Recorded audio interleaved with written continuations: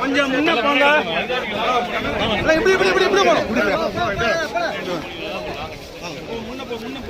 கொஞ்சம் ஓரம் சார், கொஞ்சம் ஓரம் கொஞ்சம் ஓரம் பண்ணுங்க.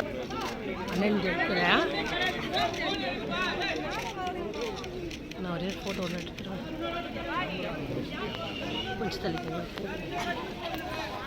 ஹலோ, அவங்க எட்ட தான் எல்லாம் பார்க்க முடியும்.